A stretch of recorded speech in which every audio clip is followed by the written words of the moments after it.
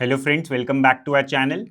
दोस्तों, mutual funds के investors की जो प्रॉब्लम्स मुझे दिखती है वो ये है कि वो लोग इन्वेस्ट तो कर लेते हैं स्कीम्स में, लेकिन कहीं ना कहीं कंफ्यूज्ड रहते हैं कि जिस स्कीम में उन्होंने इन्वेस्ट किया है क्या वो स्कीम अच्छी है, क्या उसमें उन्हें कंटिन्यू करना चाहिए या अपना पैसा रिडीम कर लेना चाहिए और किसी और स्कीम में इन्वेस्ट कर लेना चाहिए। अब ये प्रॉब्लम आती क्यों है? क्योंकि देखिए दोस्तों, इंडिया में ऑलमोस्ट 50 के करीब म्यूचुअल फंड्स हैं और स्कीम्स भी थाउजेंड्स हैं और इंफॉर्मेशन ओवरलोड है आज के ज़माने में। मतलब अगर आप यूट्यूब खोलेंगे तो आपको इतनी इन्फॉर्मेशन देखने को मिलेगी, अगर आप न्यूज़पेपर खोलेंगे वहाँ पे आपको म्यूचुअल फंड्स के बारे में मिलेगा, आप टीवी देखेंगे वहाँ पे बताएंगे कि डायरेक्ट म्यूचुअल फंड ये होता है, एडवाइज़र ये होता है, म्यूचुअल फंड सही है, सचिन भी उसके बारे में बोल रहा है, MS धोनी भी बोल रहा है, रोहित शर्मा भी बोलने लगा है। तो दोस्तों, इन्फॉर्मेशन का ओवरलोड है आजकल के ज़माने में। तो ऐसे में क्या हमें किसी म्यूचुअल फंड स्कीम में इन्वेस्ट करना होता है, नहीं करना होता है? या तो आप किसी डिस्ट्रीब्यूटर पे ट्रस्ट करते हो और उसके थ्रू इन्वेस्ट कर रहे हैं।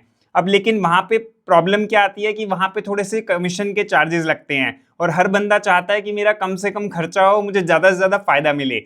तो ऐसी ही ऑनेस्ट एडवाइस लेके मैं इस चैनल पे आपके लिए आता हूँ। मैं एक पर्टिकुलर म्यूचुअल फंड स्कीम को उठाता हूँ, उसका कंप्लीट एनालिसिस करता हूँ, ऑनेस्ट रिव्यू करता हूँ कि भाई आपको उस स्कीम में इन्वेस्ट करना चाहिए, नहीं करना चाहिए, आपके लिए वो सही होगी, नहीं होगी। डिसीजन आपका ही है, डिसीजन मेरा नहीं है। मैं सिर्फ अपना जो मेरा एक्सपीरियंस है as a certified financial planner, मैं इतने सालों से इस इंडस्ट्री में भी हूँ, तो जो मेरा ऑनेस्ट एक्सपीरियंस है, जो ऑनेस्ट एनालिसिस है, वो मैं आपके सामने रखता हूँ। और आप लोगों को वो पसंद भी आ रहा है क्योंकि आप लोगों के जो कमेंट्स आ रहे हैं, जो आप वीडियोस पे लाइक्स आ रहे हैं, व्यूज आ रहे हैं, उस हिसाब से मैं देख पा रहा हूँ कि आप जो मेरा ऑनेस्ट एनालिसिस रहता है वो पसंद करते हैं, या फिर मैं कंपैरिजन वाली वीडियोस बनाता हूँ वो भी आपको पसंद आती हैं। हालांकि मेरी वीडियोस कई बार लंबी चली जाती हैं, 20-20, 25-25 मिनट की जाती हैं। अब देखो, अगर आपको थरली एक्सप्लेन करना है एक एक टर्मिनोलॉजी, जो जो जार्गन्स हैं, जार्गन्स बोलते हैं कि आपके क्या टेक्निकल टर्म्स हैं आपकी लाइन के, अगर मैं वो आपको एक एक करके एक्सप्लेन कर रहा हूं तो वहां पे थोड़ा टाइम तो जरूर लगेगा।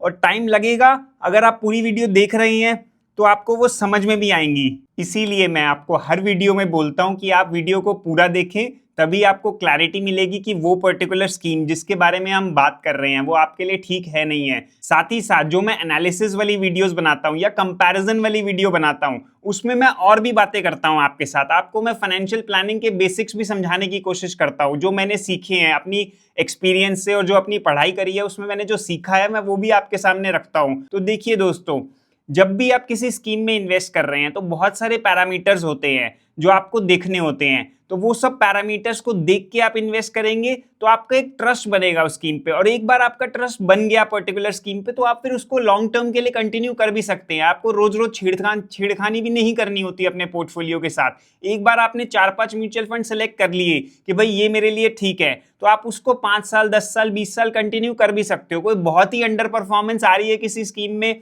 या कोई पर्टिकुलर स्कीम बहुत ही ज्यादा पुअरली परफॉर्म कर रही है, या उसकी कोई जो बेसिक्स है उस स्कीम के वो चेंज हो गए हैं किसी सेबी के रूल्स के हिसाब से या कोई भी कारण से, तो आपको स्कीम चेंज करनी होती है। अदरवाइज ऐसा नहीं करना होता कि आज आपने एक पर्टिकुलर स्कीम में इन्वेस्ट किया, अब अगले साल उसमें अंडर परफॉर्मेंस आई, दूसरी स्कीम अच्छा कर रही है तो आपने उठा के उसमें इन्वेस्ट कर लिया। तो ये गलतियां भी नहीं करनी होती। ऐसे ही आज की इस वीडियो में मैं पुनीत नागपाल आपके लिए लाया हूं SBI स्मॉल कैप फंड का एनालिसिस, जिसको हम डिटेल में समझेंगे, इसकी परफॉर्मेंस देखेंगे, रोलिंग रिटर्न्स देखेंगे, रिस्क मेजरमेंट्स देखेंगे, सारे टेक्निकल टर्म्स को हम समझेंगे कि एग्जैक्टली वो होते क्या है। तो चलिए सबसे पहले बेसिक डिटेल्स देख लेते हैं SBI स्मॉल कैप फंड की। ये फंड दोस्तों स्टार्ट हुआ था 9 सितंबर 2002 को, यानी इसकी लॉन्च डेट है 9 सितंबर 2002। तो सितंबर में इसको 23 साल कंप्लीट हो जाने हैं। अभी 23 साल का ये हिस्ट्री हमारे पास इस फंड की हो जाएगी। अब देखो, यहाँ पे मैं ये बोलना चाहता हूँ, किसी भी नए म्यूचुअल फंड में न्यू फंड ऑफर जो आते हैं NFO में, आंख बंद करके इन्वेस्ट मत करिए। ज्यादातर डिस्ट्रीब्यूटर सजेस्ट करते हैं कि आप NFO में इन्वेस्ट करो, लेकिन उसमें जो खर्चे होते हैं, जो फीस काटी जाती है वो ज्यादा होती है। डिस्ट्रीब्यूटर्स को भी ज्यादा बेनिफिट मिलता है और जो कंपनी है म्यूचुअल फंड कंपनी, उनको भी ज्यादा फायदा होता है। तो सिर्फ आप NFO में इन्वेस्ट मत करिए, क्योंकि कई लोग सोचते हैं कि NFO मतलब नई स्कीम है तो बहुत बढ़िया ही होगी। ऐसा कुछ नहीं होता है। आपको जो स्कीम एटलीस्ट 2-3 साल पुरानी हो चुकी है उसमें इन्वेस्ट करना चाहिए। चलिए बढ़ते हैं आगे। फंड की NAV, NAV की फुल फॉर्म होती है नेट एसेट वैल्यू। अब ये कैलकुलेट कैसे होता है, देखिए जो टोटल कितना पैसा है उस म्यूचुअल फंड में डिवाइड बाय कितने यूनिट्स हैं उसको बोलते हैं NAV। NAV को आप ऐसे भी समझ सकते हैं कि एक यूनिट का क्या प्राइस है, एक यूनिट कितने का है। जैसे शेयर्स में हम देखते हैं कि एक शेयर कितने का है, वैसे ही म्यूचुअल फंड का प्राइस कितना है स्कीम का, उसे NAV बोलते हैं। और हर स्कीम 10 रुपए की NAV से स्टार्ट होती है, धीरे धीरे मार्केट के हिसाब से वो NAV घटता या बढ़ता रहता है। और अगर इस फंड की NAV की बात करें तो 176.27 की NAV है एज ऑन 19 मार्च 2025। तो दोस्तों अब बात करते हैं कि इस स्कीम में अगर आप इन्वेस्ट कर रहे हैं SBI स्मॉल कैप फंड में या फिर किसी भी स्मॉल कैप म्यूचुअल फंड में आप इन्वेस्ट करने की सोच रहे हैं तो आपको कितने टाइम के लिए करना चाहिए। दोस्तों मिनिमम 8 से 10 साल का टाइम होराइजन आपका होना चाहिए। आप 2-3 साल के लिए इन्वेस्ट मत करिए। मैंने ये भी देखा है कि आप जब जाते हैं किसी ऑनलाइन प्लेटफॉर्म पे तो वहां पे बोला जाता है कि 3-4 साल के लिए, 3 से 5 साल के लिए इन्वेस्ट कर लो, 5-7 साल के लिए इन्वेस्ट कर लो, लेकिन जितना वो बोल रहे हैं टाइम आपको इन्वेस्ट करने के लिए, आप उससे 3-4 साल एक्स्ट्रा लेके चलेंगे तो आपका ही फायदा है, क्योंकि ये एक लॉन्ग टर्म इन्वेस्टमेंट है दोस्तों। शॉर्ट टर्म में मार्केट बहुत ऊपर नीचे होती हैं, लॉस होने के अच्छे खासे चांसेस होते हैं। हालांकि देखिए मार्केट भी 86,000 से आ गई थी 72,000 पे, सेंसेक्स की मैं बात कर रहा हूं, अभी रिकवर करके 77,000 पे हो गई है। लेकिन आप ये बात का ध्यान रखिए कि स्मॉल कैप फंड में तभी इन्वेस्ट करिए जब आपका टाइम होराइजन, आपको 8 से 10 साल तक वो पैसे की जरूरत ना हो, तभी आपको इस स्कीम में इन्वेस्ट करना है। अदरवाइज इस स्कीम से आप दूर रह सकते हैं। अब लास्ट में वीडियो के मैं ये भी आपको बताऊंगा कि स्मॉल कैप फंड्स में आपको कितना पैसा लगाना चाहिए अपने पोर्टफोलियो का, और SBI स्मॉल कैप फंड में आपको इन्वेस्ट करना है नहीं करना वो तो हम देखेंगे ही देखेंगे, तो वीडियो में एंड तक बने रहना। अब बात करते हैं एग्जिट लोड की। पहले समझते हैं ये होता क्या है। दोस्तों मान लो आपने 1 लाख रुपए इन्वेस्ट किया इस SBI स्मॉल कैप फंड में और आपको 6 महीने में पैसे की जरूरत पड़ गई और बाय चांस मार्केट थोड़ी सी बढ़ गई, आपका 1 लाख हो गया 1,10,000 रुपए, आपने पूरा पैसा विड्रॉ कर लिया 1,10,000 रुपए, तो आपको इस पे 1% की पेनल्टी एग्जिट लोड देनी पड़ती है। मतलब 1,10,000 पे 1% 1,100 रुपए आपको देना पड़ेगा, मतलब इतना आपको कट के मिलेगा। और अगर आपने SIP करी हुई है, मंथली आप इन्वेस्ट कर रहे हैं इसमें, आपने लगातार 10 साल इसमें इन्वेस्ट किया, आपने 9 साल तक का पैसा निकाला विद प्रॉफिट, 9 साल तक के यूनिट्स जो आपको मिले वो आपने रिडीम करे, निकाले, तो आपको कोई एग्जिट लोड नहीं देना है। लेकिन लास्ट 1 ईयर का अगर आपने पैसा निकाला, मतलब 1 ईयर में जो आपको यूनिट्स मिले SIP से, अगर वो भी निकाले तो आपको 1% उस वैल्यू पे कट के मिलेगा। तो ये एग्जिट लोड में कई लोगों को पता नहीं होता कि SIP में हर इंस्टॉलमेंट पे एग्जिट लोड लगता है। वो सोचते हैं कि हमारी SIP को 5 साल हो गए अब एग्जिट लोड नहीं है, तो ये भी एक मिथ है। अब बात करते हैं AUM की। दोस्तों किसी भी म्यूचुअल फंड स्कीम में जब हम इन्वेस्ट करते हैं तो वहां पे हजारों लोग इन्वेस्ट करते हैं उस स्कीम में, तो सबका पैसा जो मिला के उस स्कीम में जाता है उसकी जो वैल्यू होती है, मान लो इस स्कीम में 10,000 करोड़ रुपए इन्वेस्ट हो चुका है, वो कॉस्ट है, लेकिन वो 10,000 करोड़ बढ़ के 15,000 करोड़ हो गया, तो 15,000 करोड़ को बोलते हैं AUM, एसेट्स अंडर मैनेजमेंट। और इस स्कीम का AUM है एट प्रेजेंट 28,453 करोड़।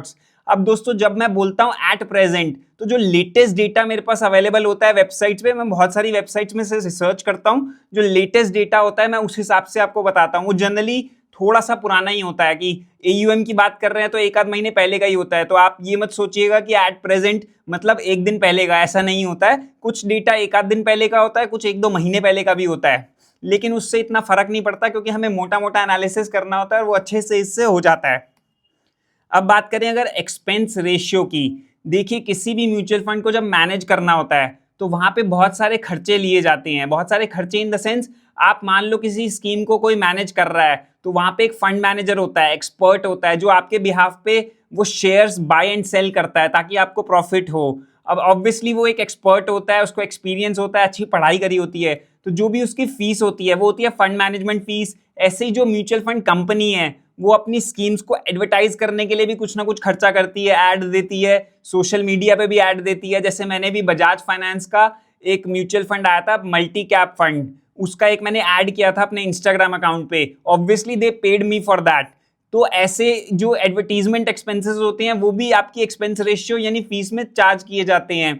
एंड ऐसे ही इसके अलावा अगर आप रेगुलर प्लान में जा रहे हैं तो डिस्ट्रीब्यूटर्स के कमीशन इन्वॉल्व होते हैं, बहुत ज़्यादा नहीं होते हैं, जो वो सर्विसेज आपको दे रहे हैं उस हिसाब से वो जायज़ होते हैं। तो अगर वो आप रेगुलर प्लान में भी जा रहे हैं, डिस्ट्रीब्यूटर के थ्रू जा रहे हैं, तो डिस्ट्रीब्यूटर के कमीशन भी आपके एक्सपेंस रेशियो में ऐड होते हैं। लेकिन यहाँ पे जो मैं एक्सपेंस रेशियो आपको बता रहा हूँ 0.82% है एसबीआई स्मॉल कैप फंड की, ये डायरेक्ट प्लान की है। अगर आप किसी डिस्ट्रीब्यूटर या फाइनेंशियल एडवाइजर की हेल्प लेके कर रहे हैं तो थोड़ा सा एक्सपेंस रेशियो ज्यादा होगा, आई थिंक 1.4 या 1.5 के आसपास होएगा पर एनम। और कैटेगरी एक्सपेंस रेशियो मैंने ब्रैकेट में लिखा है, कैटेगरी एक्सपेंस रेशियो। पहले बात करते हैं कैटेगरी एक्सपेंस रेशियो होता क्या है। देखिए जैसे एसबीआई स्मॉल कैप फंड है, ऐसे ही स्मॉल कैप फंड्स के बहुत सारे म्यूचुअल फंड हैं। एचडीएफसी के पास भी है, टाटा के पास भी है, निपॉन के पास भी है, आईसीआईसीआई के पास भी है। सबके एक्सपेंस रेशियो को अगर हम देखें और उनकी एवरेज देख लें तो that is called category expense ratio. तो आई होप एक्सपेंस रेशियो आप समझ गए होंगे होता क्या है। लेकिन यहाँ पे अगेन मैं ये बोलना चाहता हूँ कि एक्सपेंस रेशियो ये मत सोचिएगा जिसका ज्यादा है वो फंड खराब और जिसका एक्सपेंस रेशियो कम है वो फंड अच्छा। कई लोग ऐसे भी इंटरप्रेट कर लेते हैं इसको, ऐसा कुछ नहीं है। जो एक्टिव म्यूचुअल फंड्स होते हैं, एक्टिव म्यूचुअल फंड्स मतलब जैसे ये स्मॉल कैप म्यूचुअल फंड हो गए, लार्ज कैप म्यूचुअल फंड हो गए, फ्लेक्सी कैप म्यूचुअल फंड हो गए, जहां पे फंड मैनेजर का रोल होता है, एक्टिव रोल होता है कि वो आपके बिहाफ पे स्टॉक्स बाय सेल करता है, वहां पे आपका एक्सपेंस रेशियो इतने मायने नहीं रखता।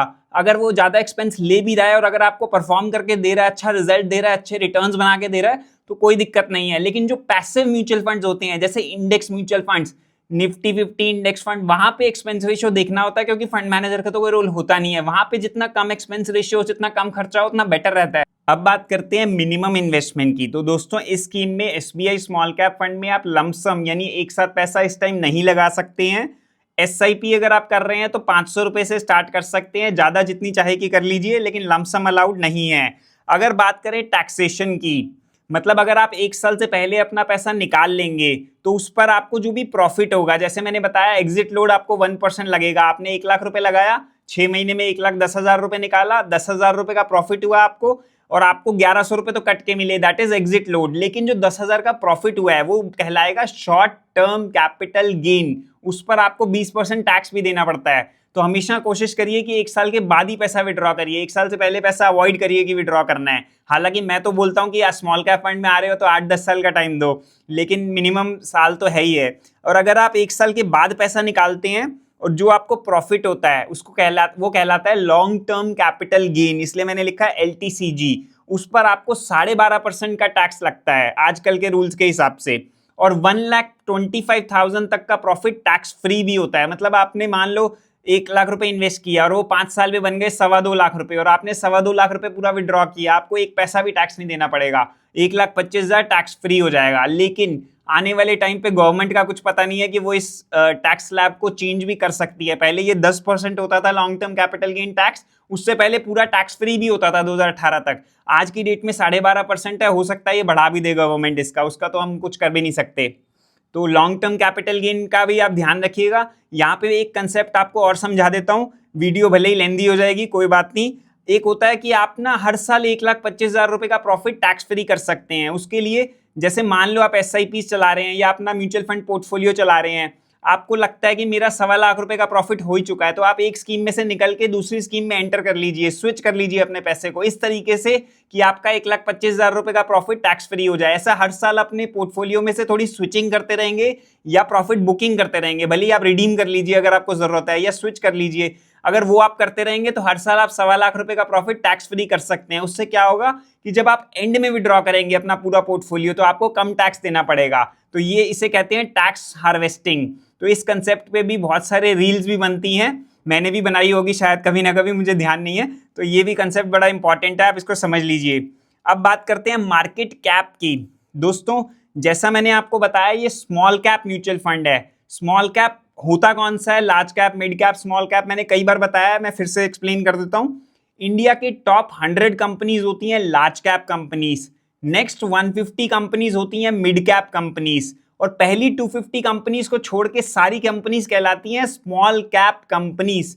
अब जब किसी स्मॉल कैप म्यूचुअल फंड की बात आती है तो वहां पे 100 में से 65% पैसा स्मॉल कैप स्टॉक्स यानी स्मॉल कैप शेयर्स में लगता है, और बाकी 35% फंड मैनेजर की मर्जी होती है, वो लार्ज में लगाए, मिड में लगाए, कहीं भी लगाए। तो 65% मिनिमम स्मॉल कैप में लगना होता है। लेकिन इस वाले स्कीम में SBI स्मॉल कैप फंड में इस टाइम 79.87 लगभग 80% पैसा स्मॉल कैप शेयर्स में लगा हुआ है, मिड कैप शेयर्स में 3% के करीब लगा हुआ है और बाकी 17% अदर्स है। अदर्स में क्लियर डिफाइन नहीं था वेबसाइट पे कि वो कहाँ है एग्जैक्टली, इसलिए मैंने भी अदर्स में ही लिख दिया है। अब बात करते हैं रिटर्न्स की। रिटर्न्स भी हम दो तरीके की देखेंगे। एक देखेंगे पॉइंट टू पॉइंट रिटर्न्स, मतलब 1 साल पहले किसी ने पैसा लगाया तो कितना बना, 3 साल पहले बनाया तो कितना लगा, 5 साल पहले लगाया तो कितना बना। एक देखेंगे रोलिंग रिटर्न्स। रोलिंग रिटर्न्स बाद में देखेंगे क्या होता है, वो समझाऊंगा भी। देखिए जो अब हम रिटर्न्स देख रहे हैं वो देख रहे हैं लंप सम इन्वेस्टमेंट की, मतलब किसी ने इकट्ठा पैसा लगाया एसबीआई स्मॉल कैप फंड के डायरेक्ट प्लान में ग्रोथ ऑप्शन में, और उसको रिटर्न्स को हम कंपेयर करेंगे इक्विटी स्मॉल कैप और निफ्टी स्मॉल कैप 250 टीआरआई। अब ये equity small cap, Nifty small cap 250 TRI, again ये टेक्निकल टर्म्स हैं, तो पहले मैं आपको समझा देता हूं ये होता क्या है। देखिए एक तो हम एसबीआई स्मॉल कैप फंड का एनालिसिस कर रहे हैं तो उसकी तो बात करेंगे ही करेंगे। इक्विटी स्मॉल कैप अगेन होता है कैटेगरी एवरेज, मतलब स्मॉल कैप म्यूचुअल फंड्स के बहुत सारे जो स्कीम्स हैं सबके रिटर्न्स अगर हम देखें और उनका एवरेज बना दें, उनका एक एवरेज निकाल लें। जैसे मैथ्स में हमें सिखाया जाता था ना कि पांच टर्म्स दे देते थे, उन सबको ऐड कर देते थे हम और 5 से डिवाइड कर देते थे। क्लास 5th में ही शायद ये पढ़ा दिया गया होगा, तो उसे एवरेज बोलते थे। तो equity small cap means category average, small cap funds के सभी के रिटर्न्स देख के उसका एवरेज हम निकाल के कंपेयर उससे करेंगे। उससे क्यों कंपेयर करेंगे, ताकि हमें पता लगे कि एसबीआई स्मॉल कैप फंड कैसा कर रहा है, वो अच्छा कर रहा है, खराब कर रहा है। अब बात करते हैं निफ्टी स्मॉल कैप 250 इंडेक्स क्या होता है। ये इसका बेंचमार्क है दोस्तों। देखिए स्मॉल कैप म्यूचुअल फंड है, मतलब पहली 250 कंपनी को छोड़ के जो अगली 250 कंपनी है, 251 250 फर्स्ट से लेके 500 कंपनी जो है, 250 कंपनी का जो यूनिवर्स है उसका जो इंडेक्स बना हुआ है निफ्टी स्मॉल कैप 250 इंडेक्स, उससे भी कंपेयर करेंगे क्योंकि वो इसका बेंचमार्क है। अब दोस्तों बेंचमार्क से कंपेयर करना इसलिए जरूरी है क्योंकि अगर आपका म्यूचुअल फंड बेंचमार्क से नीचे रिटर्न दे रहा है लगातार, तो इसका मतलब आपको उस म्यूचुअल फंड में इन्वेस्ट करने का कोई फायदा नहीं हो रहा। तो आपको ऐसा म्यूचुअल फंड लेना चाहिए जिसको बेंचमार्क से ज्यादा रिटर्न दे, क्योंकि यहाँ पर आजकल हर इंडेक्स फंड्स भी हैं, तो आप उस बेंचमार्क में डायरेक्टली जाके इंडेक्स फंड के थ्रू भी इन्वेस्ट कर सकते हैं, वहां पे खर्चा भी कम लगता है। अब आप स्मॉल कैप म्यूचुअल फंड में आ रहे हैं, आप ज्यादा खर्चा दे रहे हैं, एक्सपेंस रेशियो दे रहे हैं, तो आप ये चाहेंगे ना कि जो फंड मैनेजर है वो ज्यादा रिटर्न कमा के दे। तो अब देखते हैं कि इसने कैसा किया है। लास्ट 1 ईयर में एसबीआई स्मॉल कैप में 9% का रिटर्न आया है और जो इसका कैटेगरी एवरेज है उसमें 11.1% का रिटर्न है, बेंचमार्क में 9.3% का रिटर्न है। तो देखिए दोस्तों यहाँ पे साफ पता लग रहा है कि पिछले 1 साल में बेंचमार्क से हल्का सा कम रिटर्न है और कैटेगरी एवरेज से तो कम ही रिटर्न है, तो 1 साल में तो अंडर परफॉर्मेंस है। लेकिन हमें और आगे क्लियर पिक्चर देखनी है। 3 साल का डेटा देखें तो एसबीआई स्मॉल कैप फंड में 17.18%, इक्विटी स्मॉल कैप यानी कैटेगरी में 17.95 और बेंचमार्क में 17.97, मतलब 3 साल का डेटा तो बराबर बराबर सा रिटर्न है, हल्का सा कम ही है फंड में। और 5 साल का डेटा अगर देखें हम तो एसबीआई स्मॉल कैप में 31% और बेंचमार्क में 33.8, सॉरी बेंचमार्क में 35.3 और कैटेगरी एवरेज में 33.8% का रिटर्न है। अगेन 5 साल का डेटा भी हमें ये बता रहा है कि एसबीआई स्मॉल कैप फंड में रिटर्न्स कम आ रहे हैं। लेकिन आप यहाँ पे इस वीडियो को एंड मत कर देना, क्योंकि आपको जब तक आगे की चीजें नहीं देखोगे तो पता नहीं लगेगा कि ये फंड आपके लिए सूटेबल है कि नहीं है, क्योंकि हो सकता है आप ऑलरेडी इन्वेस्ट कर रहे हैं और आप यहाँ पे एंड कर दो कि भाई ये फंड बेकार है, इसमें से एग्जिट कर जाओ। पूरी पिक्चर आप तभी समझ पाओगे जब पूरा पेशेंस के साथ आप पूरी वीडियो देखोगे।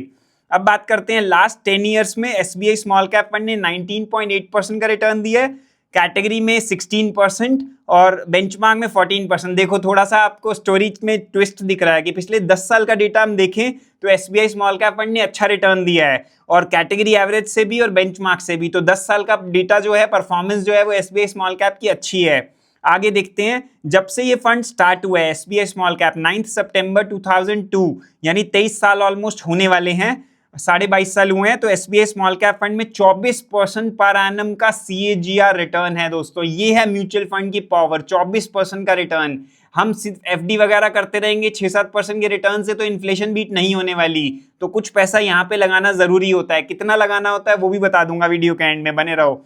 अब कैटेगरी एवरेज में 16% का रिटर्न है, बेंचमार्क में 15.84, तो अगेन अच्छी परफॉर्मेंस है सिंस इंसेप्शन। शुरुआत का 1 साल, 3 साल, 5 साल का डेटा अच्छा नहीं था, लेकिन ओवरऑल 10 साल और लॉन्ग टर्म डेटा अच्छा दिख रहा है। अब थोड़ा सा रोलिंग रिटर्न्स देख लेंगे। रोलिंग रिटर्न्स पहले होता क्या है वो समझाता हूं, फिर रोलिंग रिटर्न्स को बेंचमार्क से कंपेयर करके भी आपको दिखाऊंगा। अब रोलिंग रिटर्न्स कई लोगों के लिए नया कंसेप्ट है, कई लोगों को पता भी होगा क्योंकि इस पे मैंने कई वीडियोस में बात करी है, कई इंस्टाग्राम रील्स पे भी बात होती है, बहुत लोग रोलिंग रिटर्न्स पे बात करते हैं। तो चलिए दोबारा डिस्कस कर लेते हैं। मान लो पिछले 5 साल का डेटा आप देखोगे, जैसे मैंने ये एरो बनाया है, 5 साल का टाइमलाइन बनाया है। आपने इन्वेस्ट किया 1 मार्च 2020 को, अपना लमसम पैसा लगाया किसी भी फंड में, आपने 3 साल उसके लिए होल्ड किया। आपने ये 5 साल का डेटा देख रहे हैं हम, 1 मार्च 2020 से 1 मार्च 2025, आपने पैसा लगाया 1 मार्च 2020 को 3 साल के लिए। आपने 1 मार्च 2023 को अपना पैसा निकाल लिया, 3 साल पूरे हो गए। अब हो सकता है किसी और इन्वेस्टर ने 2 मार्च 2020 को पैसा लगाया, 3 साल के लिए लगाया, 2 मार्च 2023 को वो पैसा निकाल लिया। किसी तीसरे इन्वेस्टर ने 3 मार्च 2020 को लगाया और उसने 3 मार्च 2023 यानी 3 साल बाद वो पैसा निकाल लिया। तो ऐसे 5 साल में बहुत सारे केसेस आएंगे जिनके 3-3 साल के आपके अलग अलग रिटर्न्स बनेंगे, क्योंकि मार्केट रोज बदल जाती है तो ऑब्वियसली रिटर्न्स भी रोज अलग होंगे। तो अगर हम ये डेली के रिटर्न्स देखें तो ये कहलाते हैं रोलिंग रिटर्न्स। अब इनका एवरेज आउट करके भी हम देख सकते हैं कि फंड कैसा कर रहा है। तो रोलिंग रिटर्न्स एक अच्छा कंसेप्ट होता है, एक अच्छा तरीका होता है फंड के परफॉर्मेंस को जज करने के लिए। अब रोलिंग रिटर्न्स को बेंचमार्क से भी आप कंपेयर कर सकते हो। आप स्मॉल कैप फंड का बेंचमार्क कौन सा होता है? निफ्टी स्मॉल कैप 250 इंडेक्स, जो मैंने आपको बताया था। निफ्टी स्मॉल कैप 250 इंडेक्स मतलब पहली 250 कंपनी छोड़ के अगली 250 कंपनी का जो इंडेक्स है वो है इसका बेंचमार्क। तो अगर ये फंड बेंचमार्क से अच्छा कर रहा है तो इसका मतलब थम्स अप, अच्छा है। हालांकि इसके रिस्क मेजरमेंट्स भी देखने होंगे, लेकिन अगर वो उससे खराब कर रहा है तो थोड़ा सा दिक्कत है। अब देखिए ये ग्राफ को, आप जो आपको ये ब्लू लाइन दिख रही है ये है निफ्टी स्मॉल कैप 250 इंडेक्स की, यानी बेंचमार्क की। और जो ये येलो ऑरेंज सी लाइन है, ब्राउन सी लाइन है, जो भी कलर ये है, SBI small cap fund direct growth की है ये। अब ये डेटा जो है ये पिछले लगभग 5 साल का है और 3-3 साल के रोलिंग रिटर्न्स दिख रहे हैं हमें। अब ये डेटा से हमें साफ पता लग रहा है कि ये जो ग्राफ है वो स्टार्टिंग में तो थोड़ा सा डेविएशन था, मतलब जो ब्लू लाइन है इंडेक्स की वो थोड़ी सी ऊपर थी, मार्जिनली सेम से ही चल रही थी। लेकिन विद टाइम आप देख रहे होंगे ये जो इंडेक्स है वो आउट परफॉर्म कर रहा है एसबीआई स्मॉल कैप फंड से। मतलब स्मॉल कैप फंड में अपने बेंचमार्क्स के मुकाबले रोलिंग रिटर्न्स के मामले में वो पीछे चल रहा है, अंडर परफॉर्मेंस है। एसबीआई स्मॉल कैप फंड उतना अच्छा रिटर्न नहीं दे पा रहा है रोलिंग रिटर्न्स के मामले में अपने बेंचमार्क के मुकाबले। हालांकि ओवरऑल रिटर्न्स तो अच्छे हैं, अगर आप सिर्फ इसके रिटर्न्स देखने जाओगे तो आपको फंड सही लगेगा। लेकिन जब हम कंपेयर कर रहे हैं रोलिंग रिटर्न्स फंड के बेंचमार्क से तो वहां पे हमें दिख रहा है कि यहाँ पे अंडर परफॉर्मेंस है। तो इसलिए मैं बोलता हूं सिर्फ रिटर्न्स देख के किसी फंड में इन्वेस्ट नहीं करना है। अगर कोई आपको गाइड भी कर रहा है कि ये फंड अच्छा है, बैंक में आप जा रहे हो, आप बोल रहे हैं कि एसबीआई स्मॉल कैप फंड में कर लो क्योंकि रिटर्न्स दिखाएंगे, वो तो सिर्फ उनको इतनी नॉलेज खुद नहीं होती कि वो आपको इतना डिटेल में बता पाए। हालांकि मैं किसी को डिमीन नहीं करना चाहता, लेकिन ये फैक्ट ऑफ द डे है, फैक्ट ऑफ द लाइफ है कि लोगों को नॉलेज कम होती है तो वो उस हिसाब से अपना वर्क करते हैं। बैंक वगैरह में जाओ तो उनको सिर्फ अपना सेल करना होता है क्योंकि उनके भी कमीशंस इन्वॉल्व होते हैं और बैंक्स में सबसे ज्यादा मिस सेलिंग होती है। एक डिस्ट्रीब्यूटर उतनी मिस सेलिंग नहीं करता है जितना बैंक वाले करते हैं, क्योंकि उनको पता है आज वो एक बैंक में है, 6 महीने बाद किसी और बैंक में होंगे तो कोई उनको इश्यू है नहीं, वो तो प्रमोट हो जाएंगे या वैसे ही जॉब चेंज कर लेंगे। तो ये सब भी थोड़ा सा गड़बड़ चल रही है, मिस सेलिंग चल रही है आजकल। और ज्यादातर वो लोग आपको म्यूचुअल फंड सेल करेंगे ही नहीं, वो आपको कोशिश करेंगे लाइफ इंश्योरेंस प्रोडक्ट सेल करने की, क्योंकि वहां पे कमीशन ज्यादा मिलता है। तो इसलिए हमेशा बैंक के एम्प्लॉइज से तो अपना ये इन्वेस्टमेंट वाला काम नहीं करवाएंगे तो बढ़िया रहेगा। आप खुद कर लीजिए या किसी फाइनेंशियल प्लानर के पास जाइए, डिस्ट्रीब्यूटर के पास जाइए, मेरे पास आइए, कहीं भी जाइए, लेकिन बैंक से तो बच के रहिए। अब बात करते हैं रोलिंग रिटर्न्स का जो डेटा है हमारा, जो फंड के रोलिंग रिटर्न्स है बेंचमार्क से, ग्राफ से तो हमने समझ लिया। आप थोड़ा डेटा को और एनालाइज करने की कोशिश करते हैं, थोड़ा सा बोरिंग हो सकता है लेकिन कोई बात नहीं, आप चाहो तो या तो ये पार्ट स्किप कर दो या फिर आप इसको थोड़ा सा सुन लीजिए। अब एवरेज रिटर्न्स अगर हम देखें, पिछले 5 साल में 3 साल का डेटा देख रहे हैं, इस फंड में 27% के रिटर्न्स आए हैं, तो अच्छे लग रहे हैं। 3 साल का rolling return 27%, which is very good. लेकिन इंडेक्स में 30% है, तो सिर्फ मैंने बताया ना, सिर्फ रिटर्न्स देख के इन्वेस्ट करोगे तो गड़बड़ होएगी। अब बात करें मैक्सिमम रिटर्न्स की, मतलब पिछले 5 साल में किसी ने 3 साल के लिए इन्वेस्ट किया, बिल्कुल जब मार्केट नीचे थी तब इन्वेस्ट कर लिया और उसको 3 साल बाद निकाला, तो मैक्सिमम 43% के रिटर्न्स मिले हैं, बहुत अच्छे लग रहे हैं। लेकिन बेंचमार्क में 44% है, अगेन उससे कम है।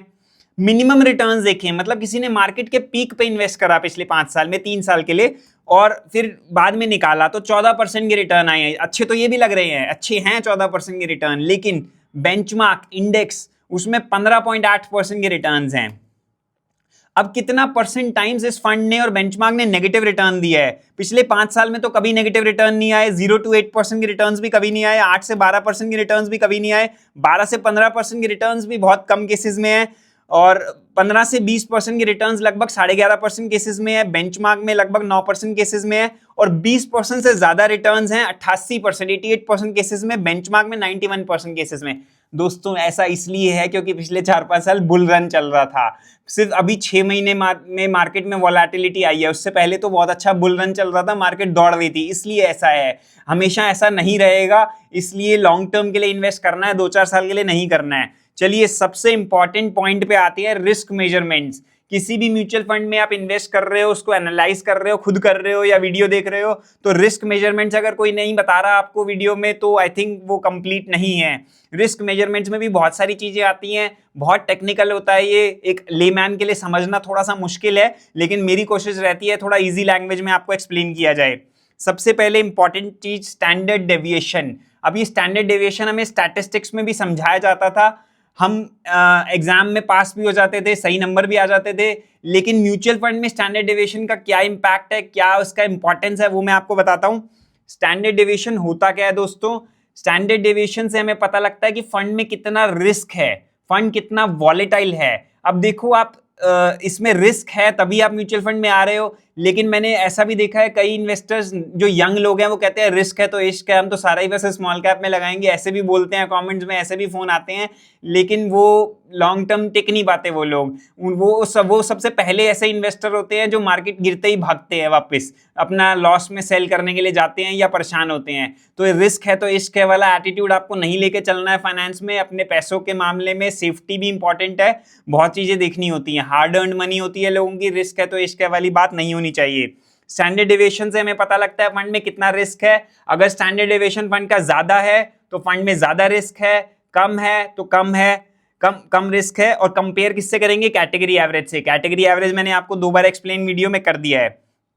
5 साल का डेटा हम यहाँ पे देख रहे हैं। एसबीआई स्मॉल कैप फंड का स्टैंडर्ड डेविएशन है 20.59, कैटेगरी का है 23.26। देखिए एसबीआई स्मॉल कैप फंड के बारे में इतनी देर से बात कर रहे हैं, परफॉर्मेंस में बार बार मैं बोल रहा हूं कि अंडर परफॉर्मेंस है, लेकिन यहां पे स्टैंडर्ड डेविएशन इसका अच्छा निकल के आया है, वो कम है कैटेगरी एवरेज से। उससे हमें ये पता लगता है दोस्तों इसमें रिस्क भी कम है। तो मैंने आपको बोला था ना, पूरी पिक्चर आपको तभी क्लियर होगी जब आप पूरी वीडियो देखोगे। तो इसका स्टैंडर्ड डेविएशन कम है, मतलब इस फंड में रिस्क भी कम ले रहे हैं। तो चलो कोई बात नहीं, आगे देखते हैं कि इसके बाकी फैक्टर्स हमें क्या बोलते हैं। बीटा भी आप जितना कम हो उतना बढ़िया मान लो, 0.79 बीटा इसका है, कैटेगरी एवरेज का 0.89 है, तो ठीक ही है। शार्प रेशियो जो है वो जितना ज्यादा हो उतना बढ़िया रहता है। पिछली कई वीडियोस में एक्सप्लेन मैंने किया है शार्प रेशियो क्या होता है। अगर आप दोबारा चाहते हैं एक्सप्लेन करो तो नेक्स्ट वीडियो में कर दूंगा, कमेंट सेक्शन में बता दो। इसका शार्प रेशियो है 0.86, कैटेगरी एवरेज का 0.86 है। अगेन बहुत अच्छा तो नहीं कह सकते इसे। और अल्फा भी होता है कि बेंचमार्क के मुकाबले फंड कितना ज्यादा रिटर्न दे रहा है, और अल्फा जितना ज्यादा हो उतना बढ़िया रहता है। स्मॉल कैप एसबीआई का 0.32 है, कैटेगरी एवरेज का 0.59 है, दोनों ही अच्छे नहीं है। और एसबीआई स्मॉल कैप फंड का भी अल्फा पुअर है। और अप मार्केट कैप्चर रेशियो समझते हैं क्या होता है दोस्तों। जैसे मैंने आपको बताया एसबीआई स्मॉल कैप फंड का जो इंडेक्स है वो है निफ्टी 250 स्मॉल कैप 250 टीआरआई। तो जो वो इंडेक्स है, मान लो वो 100 पॉइंट बढ़ रहा है, जब मार्केट बढ़ रही है, जैसे पीछे बुल रन चल रहा था, मार्केट बढ़ रही थी और वो 100 पॉइंट बढ़ रहा है इंडेक्स, और आपका फंड 100 से ज्यादा बढ़ा के दे रहा है, तो अप मार्केट कैप्चर रेशियो उसका 100 से ज्यादा हुआ तो वो अच्छा माना जाएगा। मतलब आपका फंड अगर इंडेक्स से ज्यादा बढ़ा के दे रहा है तो दैट इज गुड। तो अप मार्केट कैप्चर रेशियो देखते हैं, एसबीआई स्मॉल कैप का 77 है दोस्तों। मान लो 100 पॉइंट इंडेक्स बढ़ रहा है तो ये फंड सिर्फ 77 बढ़ा के दे रहा है, 23% कम बढ़ा के दे रहा है, तो that is a bad up market capture ratio. और ये पिछले 5 साल का डेटा है। कैटेगरी एवरेज का जो अप मार्केट कैप्चर रेशियो है वो भी 87 है, तो ये तो उससे भी पुअर है, तो ये अच्छा नहीं माना जा सकता। डाउन मार्केट कैप्चर रेशियो इसका उल्टा होता है।